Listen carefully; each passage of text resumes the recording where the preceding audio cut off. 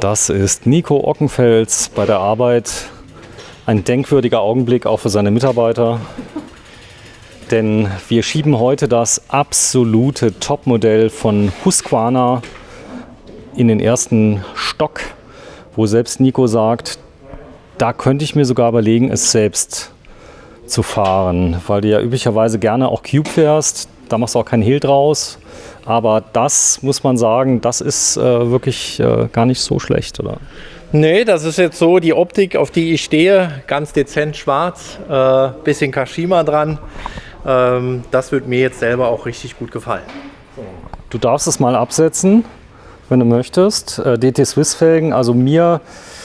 Das ist jetzt, ich glaube, da muss man kein Fachmann sein, um zu sehen, dass hier feine Sachen verbaut worden sind. Ich glaube, auf die Farbe hat, glaube ich, sogar Fox ein Patent oder so irgendwas oder ein Geschmacksmuster. Das ist eine Farbe, die dann die Herzen ein bisschen höher schlagen lässt. Aber die Gesamtoptik, wenn du kurz zu mir kommst und wir gucken uns das einfach mal von der Seite an, die typischen Gene von Husqvarna mit dem Hochglanz und dem Matt wurde auch hier eingehalten. Dann sieht man ganz klar, das Oberrohr ist in einer, ich sag mal, in einer Richtung hinten zur Schwinge hinten. Ich zeige es nochmal vielleicht aus der Entfernung. Das heißt, wir haben einen Übergang vom Oberrohr in die Sitzstreben hinein. Genau. Und dann, egal bei welcher Rahmengröße. Und nur vom Feinsten. Also wir haben hier eine XT-Bremsanlage. Das ist wirklich jetzt schon die beste? Ja, wir können natürlich schon noch auf XTR gehen oder ähnliches, aber wir haben hier die XT-Bremsanlage mit den Icetec-Bremsscheiben. Also Icetec hat auch die Besonderheit, dass wir hier nochmal ganz andere Bremsbeläge drin haben mit diesen Kühlrippen, nicht Rippeln. Und hier ist einfach die Performance nochmal eine andere. Kühlung spielt halt auch bei der Bremse eine ganz wichtige Rolle. Ist die Bremse heiß, geht die Leistung natürlich dann halt auch weg. Und gerade hier in dem Fall ist das schon nochmal ein Unterschied. Und auch in der Erstausrüstung relativ selten, muss ich sagen, die Icetec-Technologie. Ja, 6.800 €. Ist das auch entsprechend gerechtfertigt für das Fahrrad? Ja, definitiv. Also wir reden hier jetzt über die Top-Variante, in dem Fall dem Mountain Cross 7 oder MC7 halt auch genannt. Du siehst selber hier schon, es ist alles sehr, sehr dezent. Normalerweise ist der Schriftzug relativ einfach und schnell zu erkennen. Hier ist die Bezeichnung sehr, sehr klein. Wir haben es nicht am Oberrohr oder sonst irgendwo. Es schreit nicht so. Es ist absolut ein dezentes Rad und immer wieder entscheidend die Kombination zwischen Glanz und matt und diesem sehr, sehr, sehr, sehr, sehr sauberen Übergang. Das heißt, jemand, der das gemacht hat, konnte lackieren? Ja, durchaus. Also hier reden wir halt auch von einem besonderen Verfahren, was jetzt nicht unbedingt aus der Fahrradbranche kommt, aber Husqvarna hat das schon von Anfang an sehr, sehr konsequent, auch die Thematik, was den Startknopf angeht. Das ist genau dasselbe. Das ist halt wie ich hier. Guck mal von der anderen Seite und dann sieht man nämlich auch die Farbe. Das ist so ein bisschen Formel-1-Feeling. Ja, oder halt natürlich Premium-Klasse bei Fahrzeugen. Klar, das gibt es jetzt auch schon ein bisschen länger, aber im Gesamten immer noch eine schöne Geschichte, um das Fahrzeug zu starten. So, Shimano, der gute alte Steps. Was ist das? Also, wir haben hier den neuen EP8. Den EP8, Also nicht den Steps 8000. Nein, wir haben hier absolutes Feuerwerk so ein bisschen, also viele neue Sachen mit drauf. Und der EP8 ist für das Modelljahr 2021 der neueste Motor in der Motorenfamilie bei Shimano. Er setzt ganz klar wieder Maßstäbe, vor allen Dingen er ist nochmals kleiner und kompakter geworden. Wir liegen bei einem Gewicht von 2,6 Kilo nur noch. Überleg mal, 2,6 Kilo bei so einer... Vorgänger E8000, der auch immer noch im Markt ist. Also er ist jetzt nicht irgendwie ersetzt worden oder ähnliches. Er liegt ungefähr bei 2,9 Kilo. Er hat also schon durchaus hier nochmal knapp 10% einsparen können. Er ist trotz der Mehrleistung, wir sind jetzt bei 85 Newtonmeter, leiser geworden. Wir erinnern uns, der Bosch ist eher etwas lauter geworden, der Nachfolger oder beziehungsweise der neueste Performance CX. Und das ist wirklich schon sehr, sehr gut gemacht, muss ich also ganz klar sagen. Husqvarna geht auch konsequent den Weg mit Shimano, wo Cube beispielsweise sagt, wir gehen den Weg mit Bosch. Das bleibt natürlich jeder Marke überlassen. Für uns ist es aber eine schöne Ergänzung zu dem Produktportfolio, sei es Cube, Highbike oder auch die anderen Marken, die wir führen. Und gerade der EP8 ist wirklich, und wir erkennen es ja immer bei Husqvarna dargestellt, diese hier bei dem Rad jetzt ein bisschen weniger, diese Trägerplatte, die für den Motor gedacht ist als reine Aufnahme. Dadurch hebt sich das Ganze immer noch mal so ein bisschen ab und der Motor ist wirklich extrem klein und kompakt. Wir haben natürlich den großen Akku drin, 630 Wattstunden, kein Original Shimano. Was? Original Shimano hat 600. Hier wollte man aber auf 630 gehen und die Akkus, sage ich mal, die wir dort drin haben, sind, sage ich mal, in den letzten Jahren immer schon bei Husqvarna verbaut worden. Das hat Husqvarna offiziell genehmigt, muss man sagen. Das ist jetzt keine Grauzusammensetzung. Also in erster Linie muss es Shimano genehmigen, ne? Weil Bosch sagt zum Beispiel nur mit Originalakkus. Ich meinte jetzt Shimano. Shimano. Im Sinne auch der Garantie. Und hier ist es aber möglich und mit 30 Wattstunden mehr, die wir einfach dadurch mit generieren können, ist es halt auch nochmal ein Unterschied, muss man ganz klar sagen. Ja, der Rahmen ist aus Aluminium. Ja. Das sieht man also an einem schönen Detail. Hier dieser, ich sag mal, der Keil, der hier eingeschweißt wurde, der ist schon fast Husqvarna-like. Und ich sag mal, es verändert sich nicht so viel. Ich glaube, bei den Rahmengrößen, das Sichtbarste ist, glaube ich, die Länge hier von diesem Teil. Richtig, also, oder besser gesagt, wenn wir jetzt Rahmengröße XL hätten, wäre es so, dass das Sitzrohr natürlich länger wird und das, was wir hier drin haben, das Verstärkungsblech ist, oder die Stütze ja eigentlich, ist dazu deutlich länger. Ich hatte ja eben gesagt gehabt, egal welche Rahmengröße, wir generieren immer dieselbe Schrittfreiheit. Das heißt, wenn ich ganz groß bin, habe ich maximale Schrittfreiheit und das kommt dadurch, dass das Oberrohr immer gleich im Winkel nach unten verläuft in die Sitzstreben hinein. Das heißt aber auch, das Fahrrad könnte ein bisschen mitwachsen, wenn ich jetzt einen Jugendlichen habe. Auf einem gewissen... Ja, wir haben den Vorteil, dass wir mehr Schrittfreiheit generieren und er dadurch halt einen größeren Rahmen oder Ähnliches fahren könnte. Aber in dem Fall ist es meistens so, dass man schon das Produkt, also wir reden halt von 6.799 Ja, mag ja sein, aber wenn jetzt das Kind 11 ist und die Mama sagt, es muss jetzt was ist das hier in Husqvarna? MC7. Ein MC7 muss es unbedingt sein. Dann ist das so wie bei meinem Sohn, der trägt jetzt, der trägt normal so 152 und kriegt jetzt 176, damit es auch noch übermorgen passt. Nee, so wird es nicht gehen. Aber ich sag mal, man kann ihn etwas länger fahren, glaube ich, wenn man wächst, oder? Ja, durchaus. In dem Beispiel, wo du jetzt genannt hast, ist es aber dann, glaube ich, eher so, es passt und dann holt man halt einfach irgendwann in einem Jahr nochmal ein neues. Bei dem Sohn? Ja, bei dem Sohn, bei dem Preisgefüge. Nein, das bleibt dir jedem selber überlassen. Nur an sich gesehen, was ich damit sagen will, das Entscheidende ist wirklich die Schrittfreiheit. Und wir haben auch viel, gerade bei den kleinen Personen, immer Thema Schrittfreiheit, weil die vollgefederten Räder in sich ja höher bauen. Ne, das ganze Laufrad kommt höher. Auch zum Laufrad nochmal, hier geht es nicht auf 29 Zoll, sondern 27,5. Das ist auch bewusst so gewählt, weil wir einfach nochmal ein handlicheres und wendigeres Rad halt hinbekommen. Federweg 150 mm, also ganz klar All-Mountain-Klasse. In der Verbindung dann auch mit einem Fox-Fahrwerk, also wirklich nur vom Feinsten.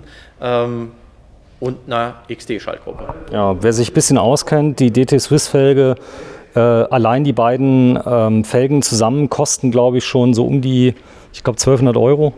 Ich weiß es nicht aus dem Kopf, aber wir haben hier ein DT Swiss Laufrad drin, was gerade auch für die Dimensionen mit 150 mm Federweg, man sieht es halt auch an der Breite. Ne, wenn ich jetzt hier mal meine Finger hinhalte, wir haben eine deutlich breitere Felge, die für einen Einsatzzweck gedacht ist, wo es wirklich mal auch grober hergeht. Und da ist auch ganz wichtig, das finde ich hier im Detail auch schön, die Skinblade, also sprich die Schutzplatte, die über dem Motor sitzt, die ist jetzt hier aus Kunststoff.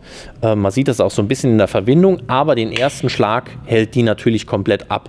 Wenn die zerstört ist oder abgekratzt oder ähnliches, gerade wenn ich irgendwo drüber fahre und es setzt dann doch auf, tausche ich die Skinblade aus und habe aber keinen direkten Aufsetzer auf dem Motor.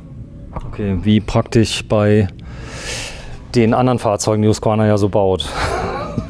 Ja, aber sehr schön. Diese Aufnahme oder generell diese Thematik mit der Halteplatte, wie wir es hier halt auch sehen, ist wirklich bei allen Modellen gleich. Wir haben hier eben das CT4 gefilmt, da sieht man das ja drüben auch, das ist ja komplett in Rot dargestellt. Warte mal. Das ist genau gleich im Verhältnis, ob wir jetzt von einem Art Trekkingrad sprechen oder Mountainbike, das ist also ähnlich. Das ist für Husqvarna-Verhältnisse übrigens noch dezent. Üblicherweise schreien die Fahrräder viel mehr und ich glaube hier die Designer, der muss sich schwer zurückhalten. Denn das ist wirklich das dezenteste Fahrrad, was ich von Husqvarna je in meinem Leben gesehen habe. Und das Display ist so perfekt für das Fahrrad. Also ich glaube, ein schöneres Display kann man sich gar nicht mehr wünschen und es kann nicht kaputt gehen. Es ist an der Stelle, wo du es eigentlich nicht kaputt kriegst, oder? Genau, also es ist halt sehr, sehr geschützt. Nicht so, wie wir das jetzt bei Purion oder Ähnlichem kennen. Ja, der Weg jetzt zur Bedienung für das Untermenü ist weiter, aber die klassischen Funktionalitäten habe ich halt hier drüber. Früher musste ich das immer über diesen Modi hier verändern, ne? Also da kann ich auch in das Untermenü natürlich dann gehen. Aber das Plus und das Minus oder Aus, Eco, Trail und Boost habe ich in meiner Griffnähe. Genau, wenn du es gerade nochmal durchschaltest, dann filmst du mal gerade. Die Farben ändern sich auch. Sehr schön. Das Piepsen kann man auch ausstellen. Piepsen kann man ausmachen. So, das Ganze ist per Bluetooth verbindbar. Was hat das für einen Sinn? Ja, hier geht es darum, es gibt ja eine App dazu. Das heißt, ich kann in den einzelnen Modis die Intensität nochmal verändern. In der Regel in 3 verschiedenen Bereichen. Also ob Eco, Normal oder dann halt auch Boost, also maximale Entfaltung in dem jeweiligen Modi. Ich kann meinen Eco-Modus, meinen Boost-Modus oder auch meinen Trail-Modus in sich nochmal verändern. So die Kennkurve so ein bisschen. Ja, also ich kann bei Boost sagen, maximale Leistung. Ich kann bei Eco sagen, ich will auch bei Eco eine maximale Leistung haben. Ich kann aber auch sagen, ich will komplett Eco fahren. Also wirklich minimalster Verbrauch. Das lässt sich bei Shimano über die App, das kann ich also auch selber machen. Ich kann auch Software-Updates über die App selber machen. Ansonsten bei Bosch macht das immer oder geht das immer nur über uns. Sehr schön, ja, dann hat den Vorteil, dann siehst du den Kunden auch ab und zu mal wieder am nächsten Software-Update. Ja, schön. Also es ist wirklich vom Feinsten. Und ich werde euch die Liste, was alles verbaut ist, auf jeden Fall mal mit dabei schreiben, weil das ist ja doch schon für ambitionierte Menschen, die entweder ein tolles Design haben möchten, was außergewöhnlich ist, vielleicht gar nicht so ambitioniert fahren oder einfach nur sagen, das ist ein Kunstwerk, das will ich einfach mal bewegen. Ich sag mal, egal ob ich der Profifahrer bin, es fährt sich ja wie jedes andere Fahrrad, wenn ich das nur ganz normal bewege, oder? Ja, also ich kann damit auch nur in die Eisdiele rollen. Das ist also so gesehen gar kein Problem. Also gerade wenn ich jetzt anfange und sage, was weiß ich bin jetzt hier 63, habe gerade meine Rente bekommen, ich will es mir mal gut gehen lassen, kaufe mir ein Wohnmobil, ein geiles Fahrrad, das ist nicht das Schlechteste. Nö, das auf gar keinen Fall. Also das ist schon die absolute Oberliga. Und hier muss man ganz klar sagen, da geht es auch darum, mal was Dezentes zu machen. Wir kennen ja, wir haben es hier hinten auch stehen, oder besser gesagt unten, die Husqvarna-Farben in dem Weiß, Blau, Gelb. Auch das MC5 ist es dann ja. Auch sowas gibt's. Ja, es ist hier eine ganz günstige Gabel verbaut. Da steht Factory drauf, wahrscheinlich irgendwie vom Werk. Ausschuss oder was heißt Factory? Ein Factory ist die Top-Variante in dem Bereich. Ich muss jetzt auch gerade noch eine Korrektur vornehmen, weil gerade bei diesem Modell haben wir nicht 27,5 Zoll an beiden Laufrädern, sondern wir haben es wie beim Motocross vorne 29 Zoll. Warum? Hinten geht es einfach darum, die Wendigkeit zu haben, das heißt einen kurzen Hinterbau, sehr wendiges Rad, und vorne rollt das 29 Zoll halt deutlich besser über Hindernisse drüber. Also wie gesagt, man kennt es vom Motocross und hier hat man das eigentlich auch adaptiert. Tendenziell sind die Mountain Cross alle auf 27,5 aufgestellt, aber hier bei dem Modell vorne 29 Zoll. Ja, man sieht es aber wirklich kaum. Also so wie es jetzt. Ja, der Schwarze macht es auch ein bisschen. Ich jetzt auch zurückerinnern müssen bei der Präsentation. Aber hier in dem Fall vorne 29 Zoll und hinten 27,5. So, Schaltung XT. Das ist aber jetzt die beste. Nein, also es geht immer noch was oben drauf, aber in dem Fall hier ist jetzt die XT 12-Gang, also absolut robuste Gruppe und absolut Top-Funktionalität. Ja, man kriegt auch viele Ersatzteile, muss man sagen, wenn irgendwas ausleiert, kaputt geht. Ihr habt auch Leute, die sind geschult auf die Baugruppen, können die einstellen. Einstellung so ein Thema. Kann ich die auch elektrisch bestellen gegen Aufpreis? Nein, das geht jetzt in dem Sinne nicht. Wir können das individualisieren für den Kunden, ja.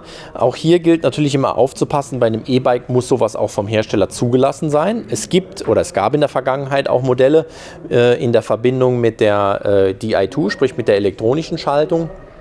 Nur in diesem Fall hier wäre es durchaus technisch möglich. Nur müssen wir gucken, dass wir das dann auch so in die Zulassung kriegen. Ja, hättest du gedacht vor 4 Jahren, als du angefangen hast, ich glaube seit 4 Jahren hast du jetzt Husqvarna? Seit Anfang an, oder? Ja, seit Anfang an. Dass die mal sowas rausbringen, sowas Scharfes? Ja, durchaus. Die MC-Serie ist ja jetzt nicht brachial neu. Wie gesagt, was sich geändert hat, ist, dass wir vorne mit dem 29 Zoll arbeiten zum Modelljahr 21. Aber ansonsten ist hier einfach nochmal die Optik gleich wie schon vor 2 Jahren. Wir haben im ersten Jahr ein ganz anderes Modell gehabt. Dann wurde das Vollgefederte komplett umgekrempelt. Man muss dazu sagen, die Performance ist deutlich gestiegen. Also das Rad hat wirklich ein sensationelles Handling. Husqvarna besticht nicht durch extreme Preis-Leistung in Bezug darauf. Ich habe bei 7.000 € keine XTR oder ähnliches oder Carbonrahmen. Das ist nicht das Ziel. Ich erkläre es ja mehrfach. Es gibt die Premium-Hersteller, die wirklich sehr, sehr viel entwickeln und entwickeln kostet Geld. Rennfahrer bezahlen, die entwickeln, sagen genau, was stimmt an dem Fahrzeug, was stimmt nicht. Und das kostet alles Geld und das kann ich nachher nicht damit vereinen und zu sagen, Mensch, und jetzt sind wir noch die günstigsten im Markt mit der besten Ausstattung. Das muss man einfach ein bisschen relativieren dort. Und in dem Sinne habe ich hier aber vom Gesamten her ein Rad mit dem neuesten Motor, Kashima, XT-Gruppe, also noch und die Fahreigenschaft ist wirklich absolute Sahne. Jetzt gehen wir gleich mal ein Bier trinken, nach 9 gedrehten Videos gefühlt. Ja, tolles Fahrrad. Wenn ich es kaufen möchte, 2024, da darf ich mich registrieren oder ist es lieferbar? Das ist jetzt das erste, was wir bekommen haben. Also die ersten mit EP8-Motor sind im Januar gekommen oder sagen wir mal Ende Dezember gerade so. Hier gab es noch ein bisschen Probleme, was den EP8-Motor angeht. Da musste noch was verändert werden. Deswegen hat sich die Auslieferung verzögert. Finde ich auch gut, weil wenn wir so ein Rad in den Markt früh bringen und dann hast du nur Ärger damit, das funktioniert nicht. Aber in dem Sinne jetzt bei den Modellen ist die Auswahl schon da, aber der Absatz ist halt auch sehr, sehr stark da. Auch hier bitte nachschauen auf der Webseite recycle.de und du hast 2 Ladengeschäfte, hier unten sieht man so ein kleines bisschen, dort warten auch schon Leute zur Abholung, ich kann also bestellen, dann wird kontaktfrei übergeben, wie man das so kennt. Genau. Hier darf keiner in den Laden rein.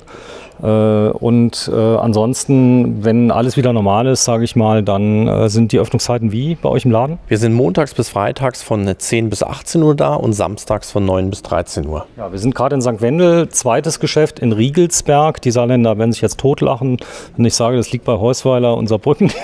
Das weiß hier jeder, aber wenn man von weiter wegkommt, St. Wendel ist im nördlichen Saarland, Nähe Trier, ich sag mal so, Frankfurt ist so 1:30 Stunden ungefähr weg von hier. Ja,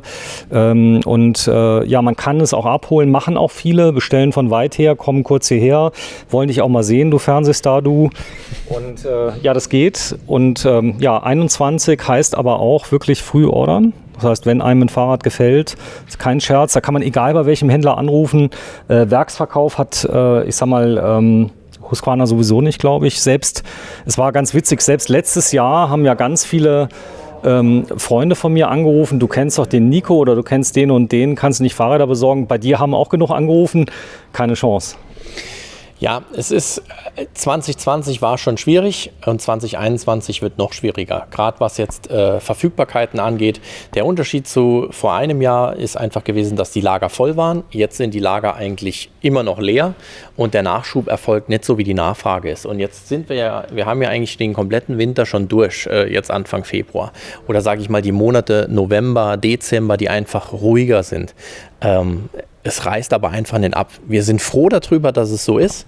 Gar keine Frage. Für uns ist einfach nur unbefriedigend, dass wir manchen Kunden einfach sagen müssen, entweder hat es eine lange Lieferzeit oder im blödsten Fall, wir kriegen das Fahrrad nicht mehr. Weil nachbestellen ist fast unmöglich. Also muss man wirklich ganz klar sagen, trotz jetzt auch verschiedener Maßnahmen, die aktuell laufen, ist es wirklich so, dass die Nachfrage hoch bleibt, dass die Kunden weniger in Urlaub fahren, dafür ein Fahrrad investieren oder ähnliches. Die Investition ist ja mittlerweile auch hoch, sage ich mal. Sie muss jetzt keine 7.000 € sein, aber im Umkehrschluss verkaufen wir hier natürlich Spaß und die Nachfrage, ob es vom Kinderrad losgeht bis zur High-End-Maschine, ist enorm hoch. Egal ob bei uns, ob bei Wettbewerbern, Händlerkollegen oder Ähnlichem. Wir können nur empfehlen, in der aktuellen Situation, der jetzt ein Fahrrad fürs nächste oder für dieses Frühjahr haben möchte oder für den Sommer, sollte sich relativ schnell damit befassen und sollte sich auch relativ schnell entscheiden. Hier geht es nicht für uns um den schnellen Verkauf, hier geht es einfach darum, dass wir die Problematik oder immer mehr in die Problematik kommen, sorry, leider ausverkauft. So, ja, dann hast du auch mal ein bisschen mehr Zeit für andere Sachen. Nico Ockenfels, ja, am 2. Februar 2021, wir haben es für heute gepackt, viele Videos gedreht. Wie ist nochmal die Gesamtzusammenfassung? Ist das, ich sag mal, bevor wir gedreht haben, hat es ja auch schon viel Absatz. Also, du bist oft bei Eingabe der Modellbezeichnung, also ich suche ja dann oft nach technischen Daten, um das Video zu schreiben. Du bist in den Top 3, 4 bist du drin, also muss man sagen, ganz oft, also bei den Produkten. Aber so dieses Nahbare, das Ganze auch mal so anzufassen, ersetzt ja so ein Stück weit auch das Beratungsgespräch. Also man hat ja oft nicht eine Stunde, 2 für jedes Fahrer Zeit. Und wie ist denn das so, wenn Leute reinkommen, haben die oft schon mehrere Videos gesehen von mehreren Fahrrädern mit dir? Ja, durchaus. Also dadurch, dass wir immer mehr Videos drehen, das werden ja nicht weniger, ist es schon so, dass die Leute sehr, sehr gezielt daran gehen und sagen, ich hätte gerne das Fahrrad mit dem Zubehörartikel, wenn wir was gezeigt haben. Das kommt jetzt schon immer mehr vor. Wir versuchen ja auch die Räder, jetzt sage ich mal, nicht nur die Farbe zu erklären, sondern auch die technischen Unterschiede oder vor allem den Einsatzzweck. Was kann ich mit dem Rad machen? Für was ist es gedacht? Bin ich sehr klein? Brauche ich ein Rad, was vom Handling her gut ist? Für uns geht es in der Beratung eigentlich immer darum, das passende Produkt für den Kunden zu suchen. Und dafür muss aber auch der Kunde uns erstmal sagen, was er machen will und wie groß, wie klein er schlussendlich ist, damit wir ihm helfen können, nachher das passende Produkt zu finden. Ich sage immer, es ist wie ein Trichter. Gehe ich ins Internet, habe ich eine riesen Auswahl, ich sehe vor lauter Wald die Bäume dann quasi nicht mehr und wir helfen dazu, in einer Trichterform unten das passende Fahrrad zu finden. Ja, und da unten, wenn du mal gerade die Hände so hältst, da ist Recycle in St. Wendel oder in Riegelsberg oder auf der Webseite. Ja, gönn's ihm, kauft ihm die Bude leer, er hat's verdient, 2.2.2021. Tschüss, bis zum nächsten Mal. Tschüss, Nico. Ciao, Sven.